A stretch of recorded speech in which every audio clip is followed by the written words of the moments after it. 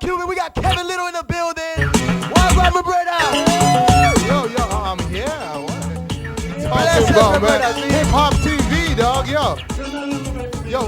Yo, we on the beach. We in South Beach. Now, man, I know we you in see Miami right the now, ladies when man. you was coming up Yo, here, man. hey, listen, man, I got new music. Okay. I got new Selassie. music. I got the instrumentals. All the stuff you need on there. Yeah, man. Thank you, man. Hey, first of all, for Yeah. coming by the show, Hip Hop Live, you know what I'm saying? Yeah, loving it, man. Yeah, I mean, you got a career, bro. You especially do a lot of things internationally. We'll talk about all that coming up. But let's talk about first of all, let's get that interview right now.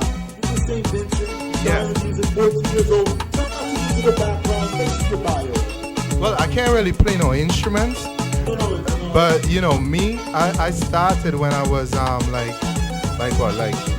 13 really, dancing and acting and singing being the main thing that I love, you know what I'm saying, and I got exposed to drama in school.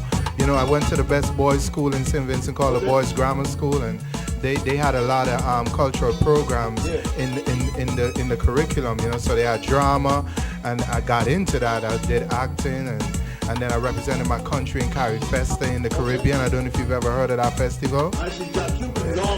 Yeah, man. So he probably heard of Carifesta, man. Yeah. It's all good. You right next to Trinidad, dog. You right down there.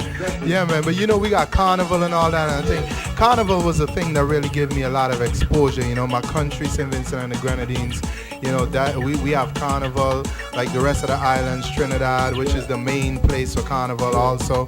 You know, Grenada, St. Lucia, like the Bahamas, and so the Turks and the Caicos, St. Martins, all these little islands, these little communities in the Caribbean, they all have Carnival. Jamaica just started their Carnival a couple of years ago, you know what I'm saying, and Miami's got a Carnival. But that's what really introduced me to the world, because my song Turn Me On, which the instrumental is playing in the background, was made big in Carnival in 2001. It was definitely when the dance hall era was really big. Yeah. It was the TV networks. Yeah. It was more exposure. You know what I'm saying? Yeah. Let me tell you, let's talk about when you brought up the topic, the title right now, Turn Me On. Yeah. Because you got a lot of success. It reached number 2 in the UK. It also number 11 in Finland, number 3 in Australia. It went gold, right? Yeah, I went platinum worldwide, dog. I went double platinum worldwide. Yeah, thanks, man. Yo, Kevin. Yeah. All I remember about this song, that I have a fond memory of this song, was back in the days. You know, like when it first came out, not 2 or 3 years later when it bust. Yeah. When it first came out, I was on South Beach one Memorial Weekend, and I had a tall, big Jamaican thing just wine and grind into that. And every time I hear this song, it just takes go wine. Yeah, exactly. It just takes me back to that point in time. So it's one of those summertime feel good. Yeah, it's a feel Lift good you up, record, Tom. man. You know what I'm saying? Every time he plays in a dance, whatever kind of dance, it could be an all-American wedding, and people still gonna wild out to it. So it's just one of them tracks, man. Yeah. Yo, many people meet me and say, yo, they got married, and this is their favorite song. This is the song they met each other on the dance floor with. Yo, it's crazy the amount of people that tell me that, man. You got your album right now. It's Fire, right?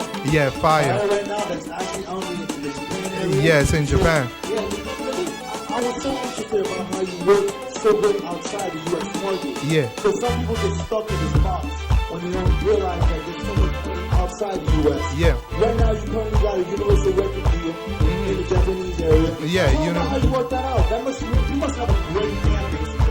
Yeah, well, you know, I got Artist and Album of the Year in Japan 2004. Yeah, so you know, I mean, I got like a massive rep worldwide. You know what I'm saying? Not just in America. I mean, my song was #1 top 40 in America. I did gold here, and then you know, for the rest territories, like I did 1 million singles in the UK. You know, and with all those different awards and all the exposure in all these different territories, including Japan, I have the record, so the labels ain't really giving me no problem to really look at my project, you know what I'm saying? So I'm actually doing it independently. I have my own label called Tarragon Records, which is distributed through Universal Records Japan now for this particular version of the album in Japan.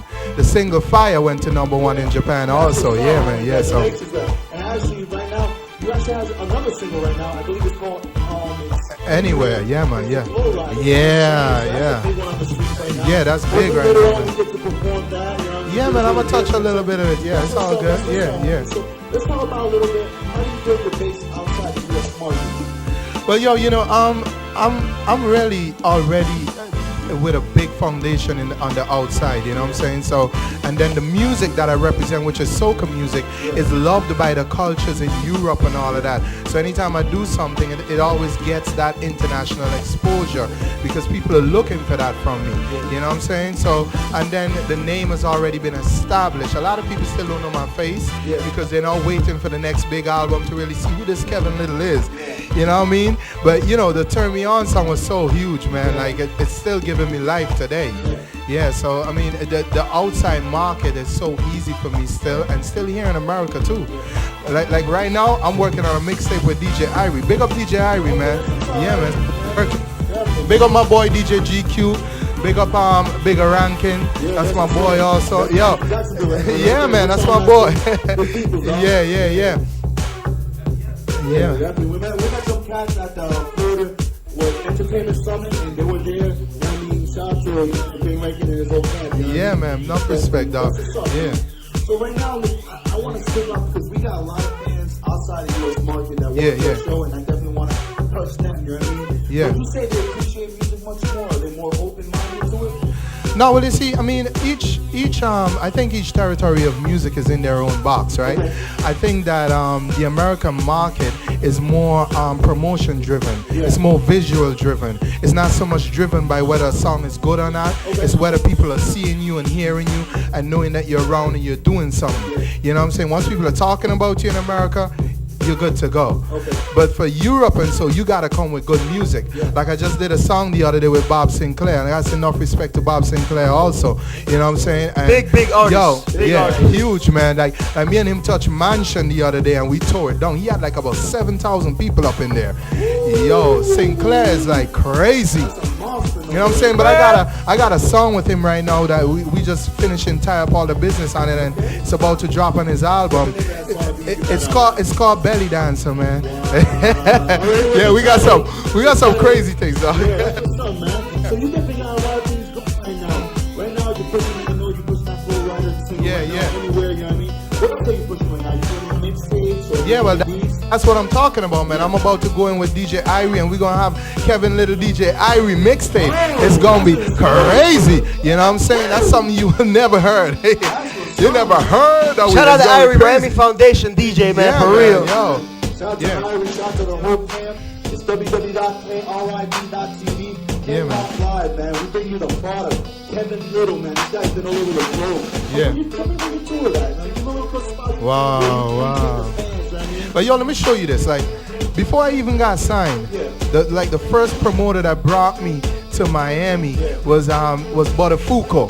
So let's big up the Trinity Shout out to South boys Butter, right man, now. for You know real, what I'm saying? man. The first Mix time I 96, big up. and then big up all the promoters like Wayne Cox in New York City. You know what I'm saying? That he's like one of the first promoters that brought me out to New York and had me working. You know what I'm saying?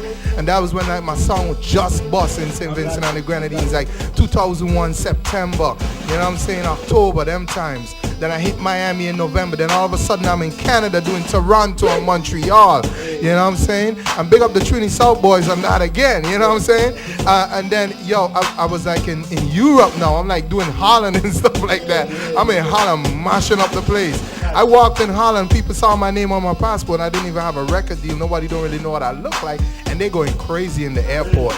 Like, yo, so I mean, from the get-go, Europe was like one of my main stages, you know what I'm saying? I mean, I went to Norway, Sweden, Spain. Yo, I went to a little island in Italy called Catania. Yo, ripped it up. Yo, I did. Yo, man, yo, it's crazy. I gotta think. I've been so much places. I can't even remember the name. Yo, Africa, man. I killed. Yo, they're supportive, dog.